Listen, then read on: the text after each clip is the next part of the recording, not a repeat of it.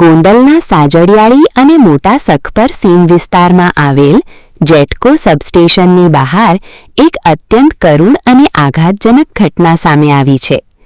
સબસ્ટેશનની દિવાલ બહાર અર્થિંગ માટે રાખવામાં આવેલા ખુલ્લા વાયર અને લોખંડની પ્લેટમાં લાઇવ કરંટ ઉતરતા માલધારી હરેશભાઈ આજારાના 35થી વધુ ઘેટાના ઘટના સ્થળે જ તરફડિયા મારીને મોત નીપજ્યા છે। સ્થાનિકો દ્વારા કરવામાં આવેલા આક્ષેપ મુજબ આ ખુલ્લી પ્લેટ અંગે અગાઉ 2 વાર પીજીવીસીએલ કચેરીમાં લેખિત રજૂઆત કરવામાં આવી હતી। તેમ છતાં તંત્રની ઘોર બેદરકારી અને લાપરવાહીને કારણે આ મોટી દુર્ઘટના સર્જાઈ છે। ઘટનાની જાણ થતાં જ જિલ્લા પંચાયત સદસ્ય પ્રતિનિધિ ભરતભાઈ ચોવટિયા, સુલતાનપુર પોલીસ પીઆઈ ખાચર તેમજ પોલીસ કાફલો, એફએસએલ ટીમ, પશુ ડોક્ટરો અને પીજીવીસીએલના ઉચ્ચ અધિકારીઓ ઘટના સ્થળે દોડી આવ્યા હતા। આ મામલે કાર્યપાલક ઇજનેર પીએસ ધુલિયાએ સ્પષ્ટતા કરતા જણાવ્યું હતું કે આવી એલ્યુમિનિયમ પટ્ટી પીજીવીસીએલ દ્વારા વાપરવામાં આવતી નથી।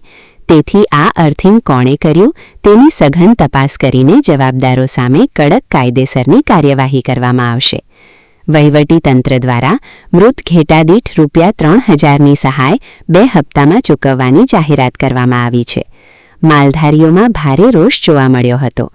પોતાની આજીવિકા ગુમાવનાર માલધારી સમુદાયમાં તંત્ર સામે ભારે રોષ જોવા મળી રહ્યો છે।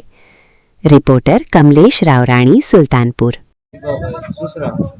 ગામ મોટા મારું કહેવાનું એટલું જ છે કે અમારા બાજુના ગામ સાજડિયારી 50 જેટલા ગાડડા હતા, એમાં 35-40 ગાડડાને ભરી ગયા છે। તો તે માટે એને ન્યાય મળે એવી અમારી માંગ છે સરકારશ્રી। મારું નામ હરેશભાઈ ગોવાભાઈ આજરા, ગામ સાજડિયારી। અમે અત્યારે હવા 5 થી 5:30ના ટાઈમમાં દોવા ઘેટા બહાર કાઢેલ, તો ઘેટા અચાનક આમ હાલતા આ જીએબી વાળાની બેદરકારીએ એને પાછળના ભાગમાં અર્થિંગ કાઢેલ છે। તે અર્થિંગમાં પ્લેટ ખુલી છે। 2 વાર વાંસાવડ જઈને અમે રજૂઆત કરી તો એ લોકો કાંઈ ધ્યાન દીધી નથી। એની બેદરકારી અત્યારે અમારે 40 ઘેટાનું મોત થયું છે। અમારે કોઈ રોજીરોટી છીનવાઈ ગઈ। હવે અમારે કાંઈ યાદ રહ્યો, તમે જેમ બને એમ તેઓ અમારે સહાયનું નહીં આપો, સહાય મળાવો। કેટલા વાગ્યાનું બનાવ? 5:15 થી 5:30ના ટાઈમ સવારે।